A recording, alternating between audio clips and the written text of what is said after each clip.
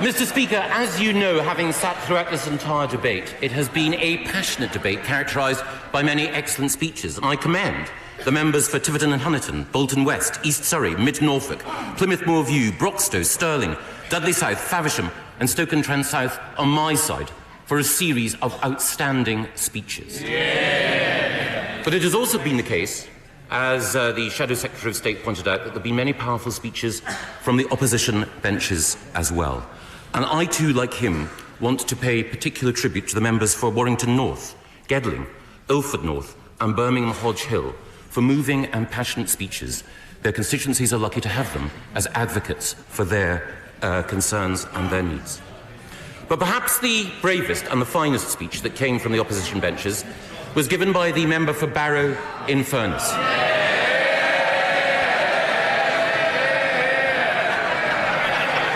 It takes courage.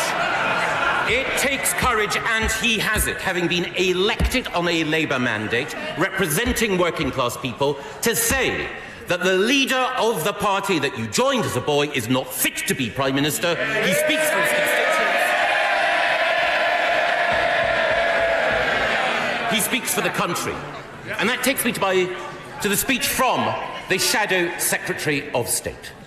He spoke well. But I felt he did not rise to the level of events. But one thing that was characteristic about his speech, he did not once mention in his speech the leader of the opposition or why he should be Prime Minister.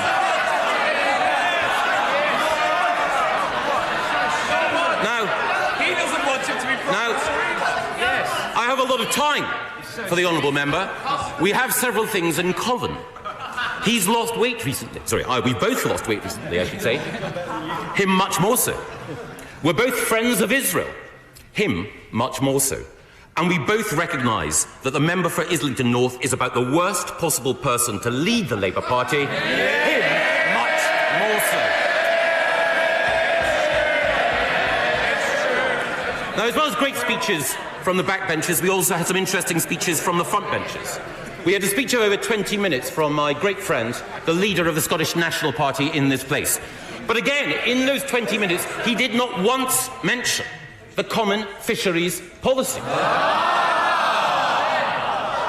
I think everyone in Scotland who recognises the potential to free ourselves from the common fisheries policy which Brexit provides will note that in 20 minutes of precious parliamentary time, the SNP didn't mention them, aren't interested in them, and as far as the fishing people of Scotland are concerned, the SNP have literally nothing to say.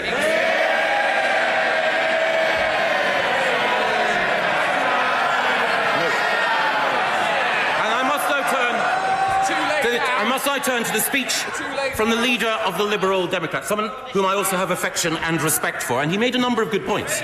But he also said that he regretted the referendum. This from the party that was the first in this House to say that we should have a referendum on EU membership.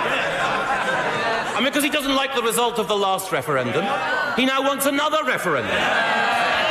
The Liberal Democrat policy on referendums is not the policy of Gladstone or Lloyd George, it's the policy of Vicky Pollard. No, but yeah, but no, but yeah.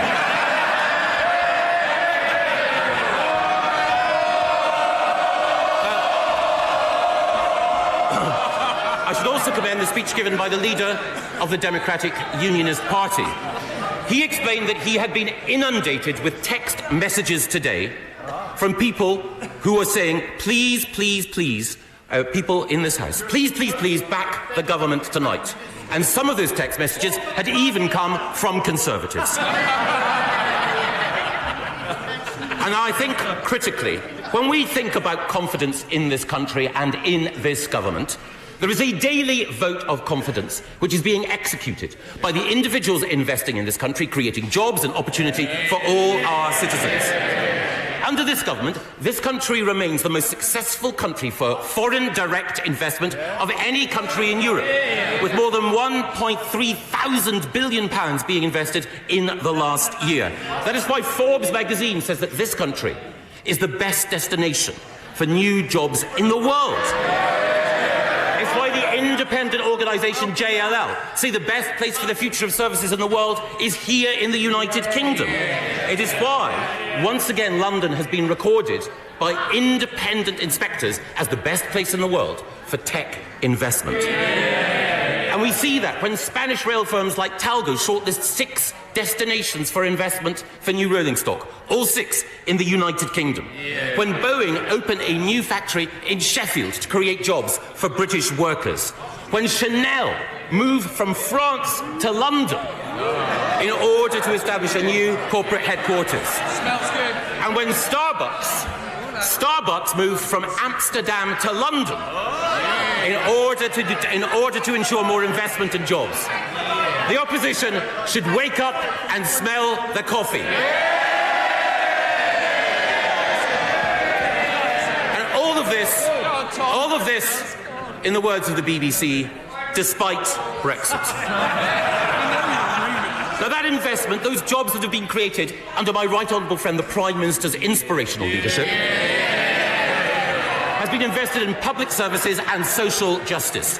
As we heard from the member for Dudley South and Bexhill in Battle, 1.9 million more children in good and outstanding schools. It is also the case that the gap between the poorest and the richest in our schools has narrowed under this Conservative government. We also have a record level of investment in the NHS, and thanks to my right honourable friend, the Secretary of State for Health, a 10-year plan, £20 billion investment, £394 million extra every week for our NHS. And we also have investment in our national security. We meet the 2% target for investment in NATO, and we have 2 new aircraft carriers capable of projecting British force and influence across the world in defence of freedom and democracy. And in contrast, while we are standing up for national security, what about the right honourable gentleman, the member for Islington North? He wants to leave NATO. He wants to get rid of our nuclear deterrent. And recently in a speech he said, why do countries boast about the size of their armies? That is quite wrong. Why don't we emulate Costa Rica that has no army at all? No allies, no deterrent, no army. No way can this country ever allow that man to be our Prime Minister and in charge of our national security.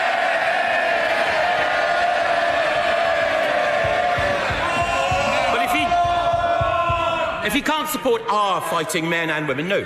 Who does he support? Who does he stand beside? Well, it was fascinating to discover that the right honourable gentleman, the Leader of the Opposition, was there when a wreath was laid. A wreath was laid to commemorate those who were involved in the massacre at the Munich Olympics of Israeli athletes.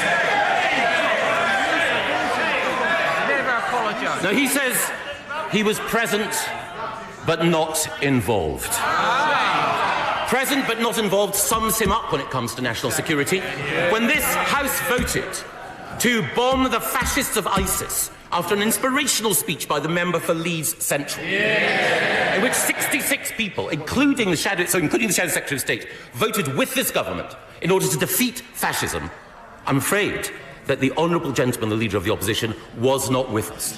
In fighting fascism, he was present but not involved. And similarly, when this House voted to take the action necessary, when Vladimir Putin executed an act of terrorism on our soil, there were many Labour members, many good Labour members, who stood up to support what we were doing, but not the right honourable gentleman. When we were point of order, Daniel Rennie. If it is a genuine point of order.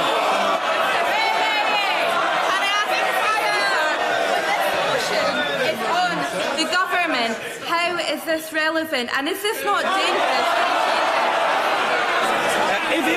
If the Secretary of State were out of order, I'd have said so. I didn't, because he isn't. Secretary of State. Thank you very much, Mr. Speaker. And if the Leader of the Opposition won't stand up against Putin when he attacks people in this country, if he won't stand up against fascists when they are running riot in Syria, if he will not stand up for this country when critical national security questions are being asked, how can we possibly expect him to stand up for us in European negotiations? Will he stand up for us against Spain over Gibraltar? Will he stand up against the Commission in order to ensure that we get a good deal? Of course he won't, because he won't even stand up for his own members of Parliament.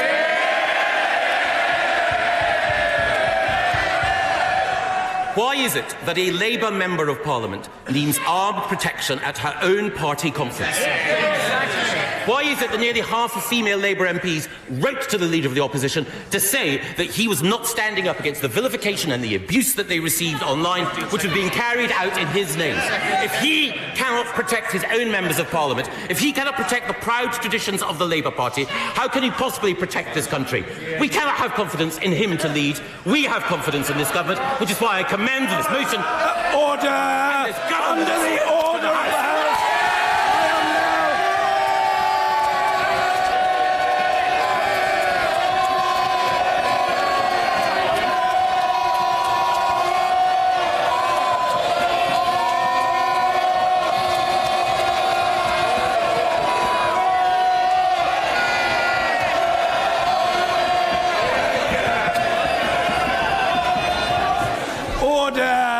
Order.